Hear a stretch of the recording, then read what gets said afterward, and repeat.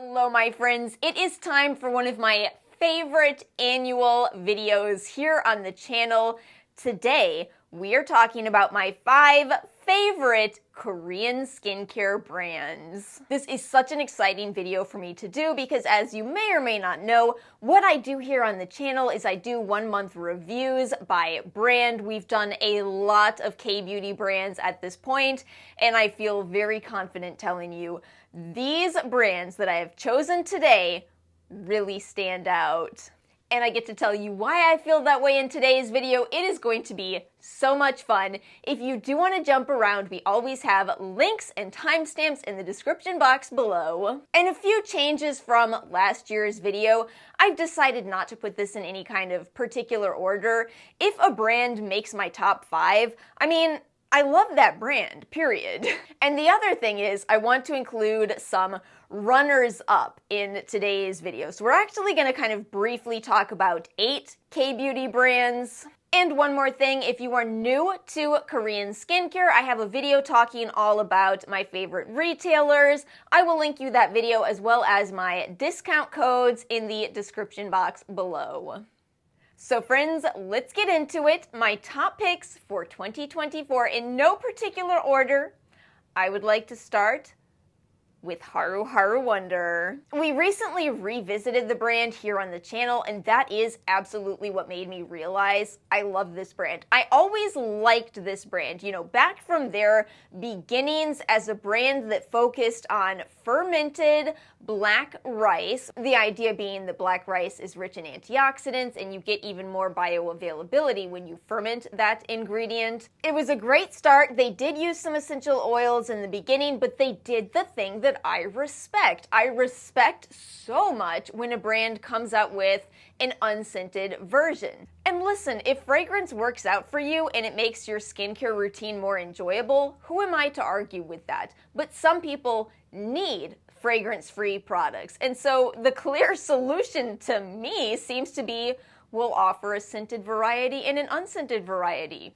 Super easy, right? And they did that. They still have those options available today in products like their very famous black rice toner. But the brand did not stop with these black rice containing products. No, they have continued to innovate. And what you have to know about me is that this is something I care about. I don't want to see the same brands on repeat over and over again, just, with minor differences. No, I want to see brands really doing something different. So they came out with a much more affordable EGF serum. That is something that costs, up to $300 in the West.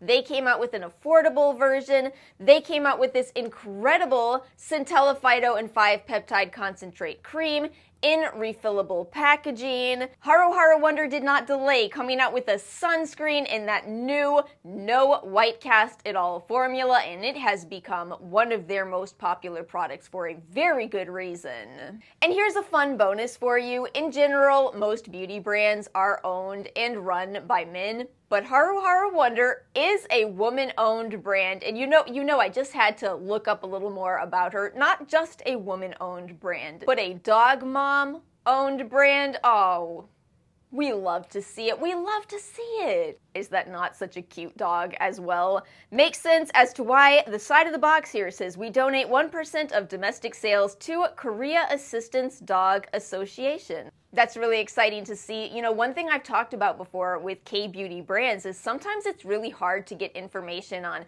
who owns the brand, why are they doing what they do. So it was really exciting to actually get a little more information about this brand and kind of understand them better. Now, next up on my list is a bit more of an expensive brand. I'm gonna need you all to not click away because it's a little more involved than just me saying, oh, I love $300 creams that honestly I can't afford. So the brand is Sulwhasoo, but don't click away. Because the fun thing about this list today, as opposed to being my top 5 favorite products, this is my top 5 favorite brands. And so I can talk about why I really respect a brand even if I can't necessarily afford, full sizes of all of their products. I respect Sulwhasoo because of their research-based approach. This is a brand that is based in research on plant ingredients, specifically ginseng. I really like and respect this. It's actually quite different from the way that in general Western brands approach ingredients. We don't tend to research whole plants anywhere near as much as Korea. And listen, realistically, I love that you can get these small sizes and see how the products go for you. This one right here, I got this from Yesstyle for around $7. It's their overnight mask, 1 fluid ounce for $7.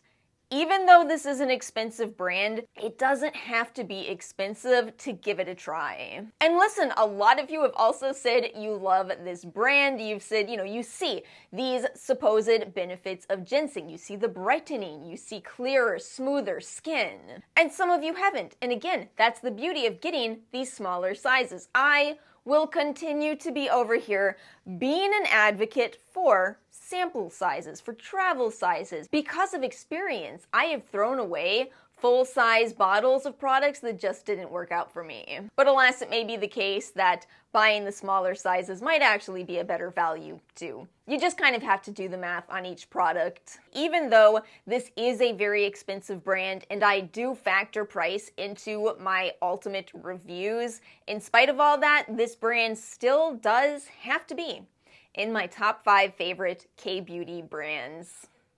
But I hope we didn't lose people here, because guess what? I still have another Hanbang brand in my top 5. Some of you knew it was going to be in this video, and that is Chogongjin. This brand was recommended by subscribers. I knew only of the brand, the parent company of this brand, Misha. And honestly, my experience with Misha as a brand has been a little mixed. I've liked some products, but not everything, which is the way most brands go. However, Chogongjin ended up being their line that is meant for more mature skins, and this is based in Hanbang principles just like Sulwhasoo, and yet is available at a more affordable price point. We are winning on so many levels here. But are the products actually good?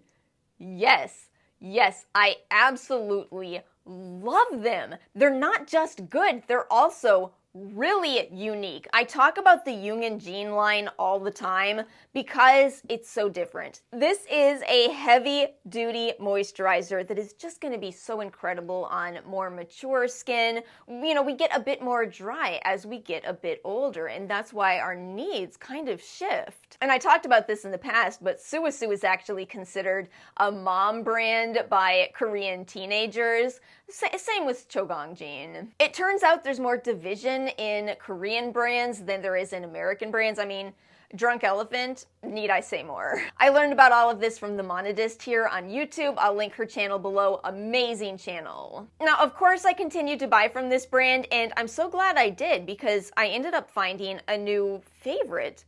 Their emulsions. Their emulsions are this incredible in-between of a heavy cream and the texture of many of the K-beauty kind of more lightweight moisturizers. If you've tried a lot of K-beauty, you know what I'm talking about. But of course this is in between. That's the whole point. This is a category where you see a lot of these in these brands that are designed for more mature skin. And talk about a great price per ounce too. These are always larger products. I'm just blown away. Here I was trying to find good daytime moisturizers and forgetting to look into the emulsions category. I was absolutely missing out. Because I listened to my subscribers and I tried this brand, I found another incredible Hanbang brand that is much more affordable and yet with no compromise. No compromise to quality. Let's take a brief moment to talk about those runners-up. So first of all, Axis Y was on my list last year, and they're on my maybe list this year. I do intend to do a re-review of Axis Y like we did throughout July, but I'm waiting on something very exciting. You will see why we're holding off soon. I still really like this brand, even though, yes, I do have to tolerate that it should be Y-axis, but is Axis Y? Yes. Some days it is more challenging than others. But I've never seen a brand have this what is your weather approach before, and that's probably pretty important. I absolutely think climate impacts the products that we choose. You're probably going to need, a different moisturizer in a humid versus a dry climate. If your climate causes you to sweat a lot, you're probably going to need a sweat-resistant sunscreen. We should talk more about these topics. The problem I noticed with Axis Y is that a lot of their products do have essential oils, and while they actually worked out great for me, I think that a lot of people with more sensitive skin just weren't willing to take the risk, and listen, I understand that. However, more recently, they have been going in a more fragrance-free direction. You all know this vegan collagen eye serum. I cannot stop talking about it. And they're also one of those brands that is really good at curating skincare sets. This is one that I picked up from Yesstyle with full sizes in it. So Axis Y is not on the list at the moment, but we haven't ruled them out completely.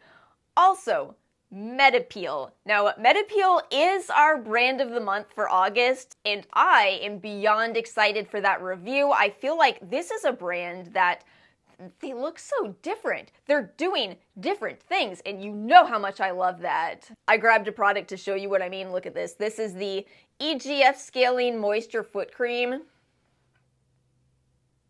An EGF foot cream. Talk about a product that I had no idea how much I wanted until I saw it. One more brand. Who would we be if we didn't talk about Beauty of Joseon? I still like Beauty of Joseon. In fact, what I think with this brand is that they're kind of maybe the best brand to try K-beauty with.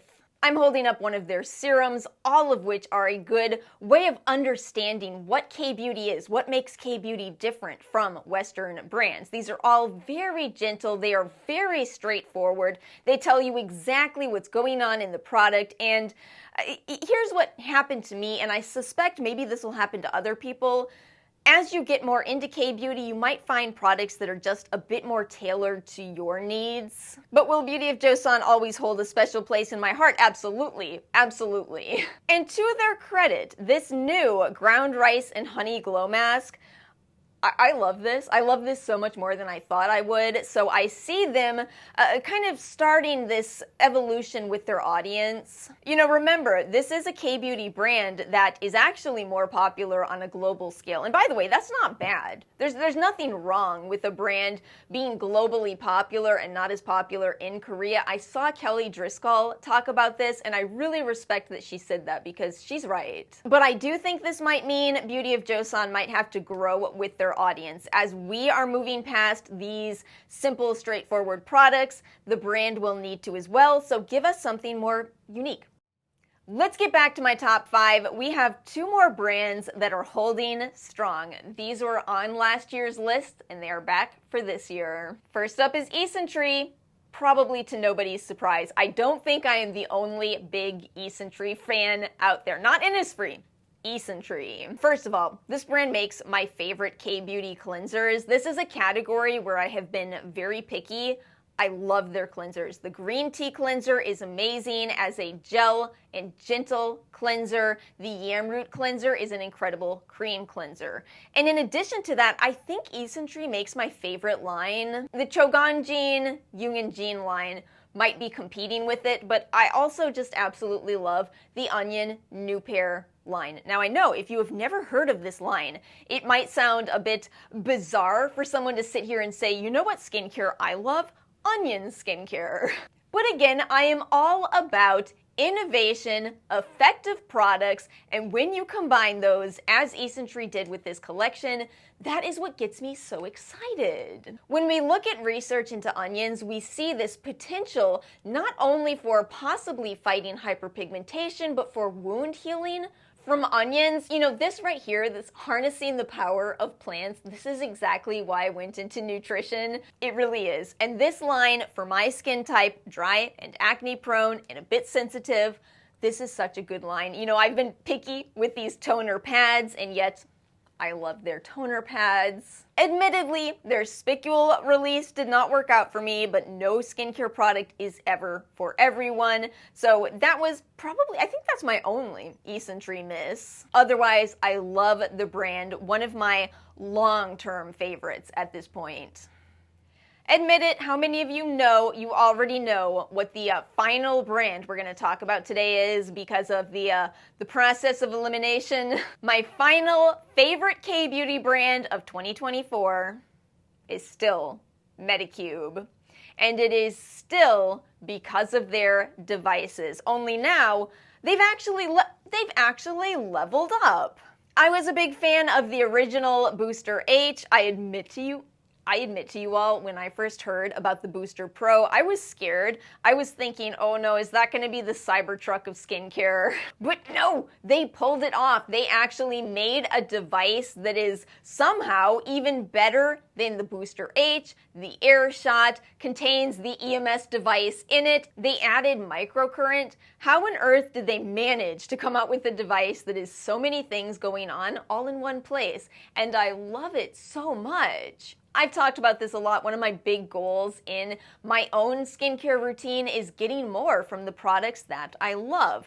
And while spicules might be one way to do that, that didn't work out for me. However, electroporation works for me.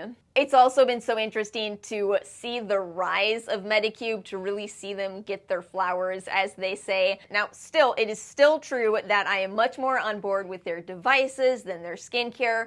I think their skincare is fine, but it is their devices that take this brand to the next level.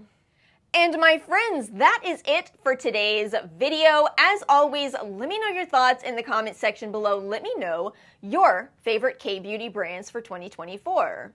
Has it changed? Have you knocked some brands out of your list? Have you found new and exciting brands? Let me know. If you enjoyed this video, make sure to like and subscribe. I hope you all have a wonderful weekend, and I will see you all next time.